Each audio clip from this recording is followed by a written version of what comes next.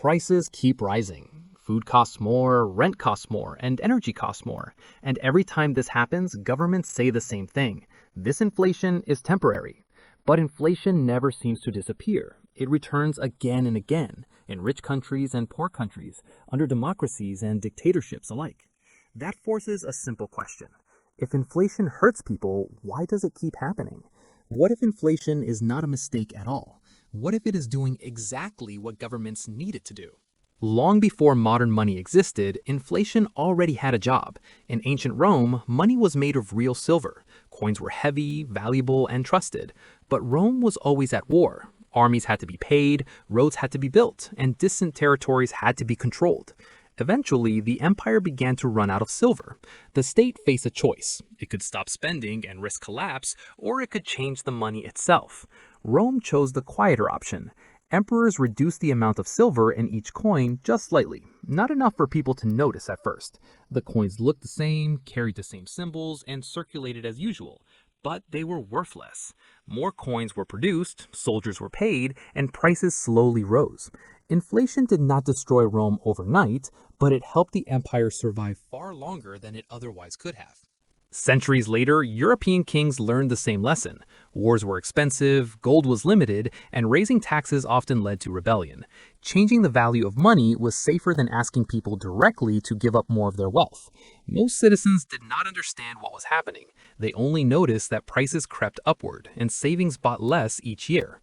Inflation became a hidden tax, one that moved wealth without votes, debates, or consent. It was not loud, but it was powerful.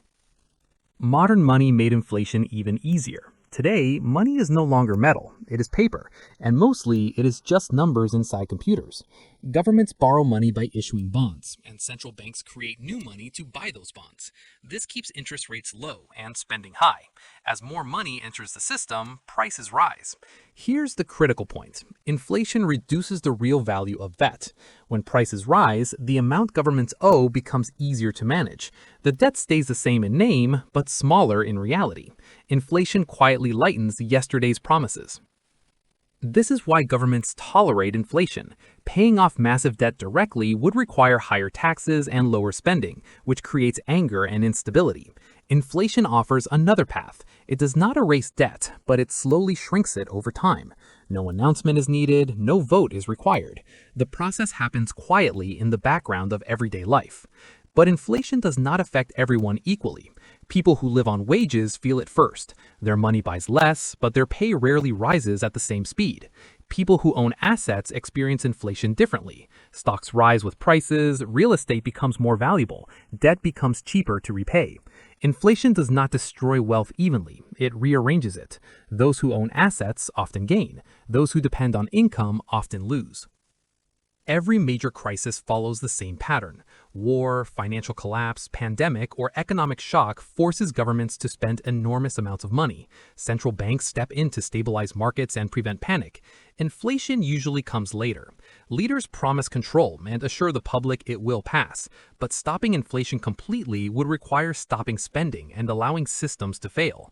That almost never happens. Inflation becomes the release valve. Without it, pressure builds until something breaks suddenly and violently. This is why inflation keeps returning, not because it is good, but because it's useful. It allows governments to pay for today by borrowing from tomorrow. It keeps systems running while slowly changing who benefits from them. Inflation is not just an economic force, it is a political one. And more than that, it's a matter of belief. As long as people trust money, the system survives. When trust breaks, history changes. This is the real reason inflation never truly disappears. It is not a bug in the system, it is one of its core features. And as long as governments carry massive debts and societies demand stability, inflation will remain one of the most useful tools ever created.